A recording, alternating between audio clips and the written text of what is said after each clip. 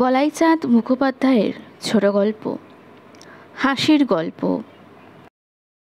এক। খুব ছোট ছোট করিয়া মাথার চুল ছাঁটা, স্থানে স্থানে মাংস বাহির করা, ইহার উপর মাথা ও কপাল বেষ্টন করিয়া কয়েক ফর্তা টোয়াইন জাতীয় সুতা বেশ জোরে বাঁধা থাকতে রগের শিরাগুলি স্ফীত এবং চক্ষু দুইটি লাল। এখানেই বৃশ্চিততার শেষ হয় নাই। রোমস্য নাসারন্ধ্রের কফ ও নস্য মিলিয়া দৃষ্টিকটুকতার সৃষ্টি করিয়াছে এবং তাহা কয়েকদিনের না কামানো দাড়ি গোঁফের সহযোগে যে চিত্রটি সৃজন করিয়াছে তাহা মাধুর্যময় নহে। বারান্দায় একটি শিশু তার স্বরে চিৎকার করিতেছে। ঘরের ভিতর আরেকটি মেয়ে রোগশয্যায় শায়িত। কৃত্তিবাস ওরে কিতে। রক্তচক্ষু তুলিয়া ভদ্রলোক দ্বারের দিকে চাহিলেন। কিতে? কৃত্তিবাসের সারা শব্দ পাওয়া গেল না। উচ্চতর কণ্ঠে পুনরায় ডাকিলেন, কিতে? কেহ আসিল না। সগর্জনে, ওরে শালা কিতে। গর্জনে রোগশয্যায় শায়িত মেয়েটির নিদ্রাভঙ্গ হইল এবং সেও কাঁদিতে লাগিল। ক্ষীণ স্বরে একটানা ধরনের কান্না। বারান্দার শিশুটি আগে হইতেই কাঁদিতেছিল। এই ক্ষীণ কণ্ঠ নয়, জোরেই। দুই প্রকার কন্দনের প্রভাবে ভদ্রলোক আরও যেন চটিয়া গেলেন। কণ্ঠস্বর অসম্ভব রকম চড়াইয়া খেপিয়া তিনি চিৎকার করিতে লাগিলেন, কিতে, কিতে, ওরে শালা কিতে। ফলোদয় হইল। কিতে আসিল না বটে, আসিলেন হরিদ্রা লজ্জিত বসনা স্থূলঙ্গিনী একটি মহিলা। তাহাতেই ফল ফলিল। ভদ্রলোক অকস্মাৎ অত্যন্ত নরম হইয়া গেলেন এবং অপ্রতিভভাবে মিটিমিটি চাহিতে লাগিলেন। মহিলাটি কিন্তু কিছুমাত্র নরম এবং কিছুমাত্র অপ্রতিভ না হইয়া রোষ কষায়িত লোচনে কিছুক্ষণ নীরবে চাহিয়া রহিলেন। তাহার পর একটি হাত কোমরে দিয়া অপর হাতটি আস্ফালন করত সক্রোধে প্রশ্ন করিলেন, ব্যাপারখানা কি? পাড়া যে মাথায় তুলছে। আমতা আমতা করিয়া ভদ্রলোক বলিলেন, গরম জলটা। গরম জলটা? আমার কি 10খানা হাত? তোমাকে তো বলিনি। কিতে কোথায় গেল? কিতে গেছে বাজারে।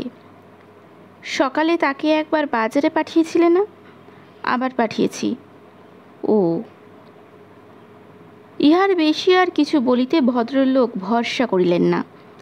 এমন সময় স্বয়ং কৃত্তিবাস আসিয়া দ্বার প্রান্তে দেখা দিল এবং বলিল, 5 ফোড়ন এনেছি মা। ভদ্রলোক আবার নরম দুইটি কৃত্তিবাসের কুণ্ঠিত নয়নে স্থাপিত করিতেই কৃত্তিবাস বলিল, জল এক্ষুনি করে আনছি বাবু, হয়ে গেছে বোধ হয়, চড়িয়ে দিয়ে এসেছি। কৃত্তিবাস চলিয়া গেল। মহিলাটি বাহির হইয়া গেলেন ও যাইবার সময় বারান্দায় কন্দনরত শিশুটির পৃষ্ঠে দুমদুম করিয়া কয়েক চর বসাইয়া দিয়া বলিলেন, খালি বায়না, খালি বায়না। পোড়ার মুখ মেয়ে হাড় মাস জ্বালিয়ে খেলে আমার।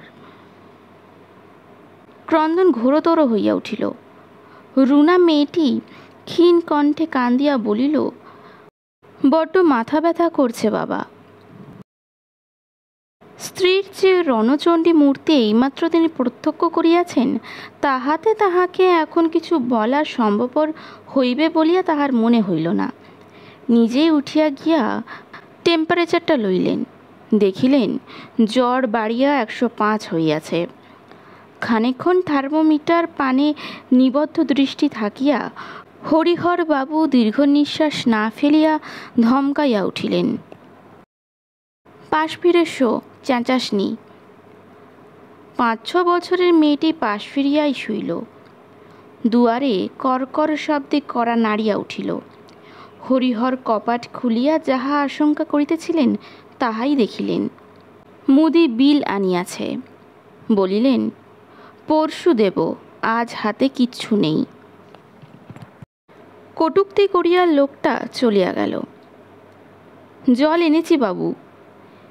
পেছন ফিরিয়া হরিহরবাবু দেখিলেন কেটলিতে কুণ্ঠিত কৃত্তিবাস দাঁড়াইয়া আছে। গামলা টামলা আন। কেটলি নামাইয়া কৃত্তিবাস চলিয়া গেল এবং একটা বড় গোছের গামলা ও খানিকটা ঠান্ডার জল লইয়া আসিল। হরিহরবাবু নিজেই ঠান্ডার জল মিশাইয়া হাত দিয়া দেখিলেন উত্তাপ মনোমতো হইয়াছে কিনা। দেখিলেন হয় নাই।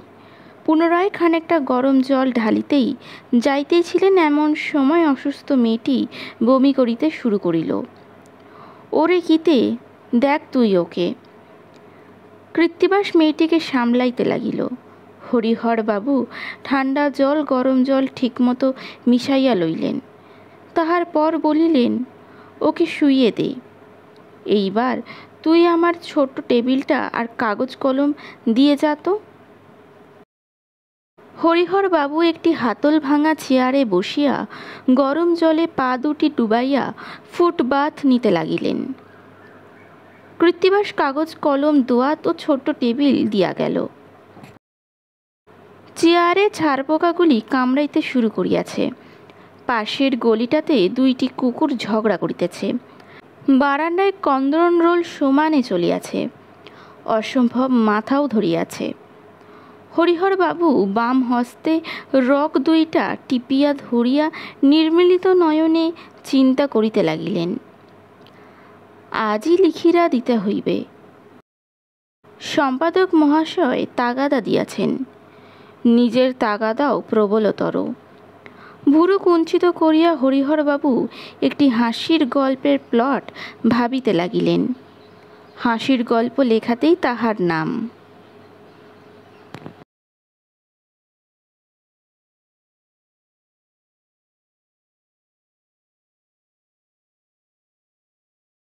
নমস্কার।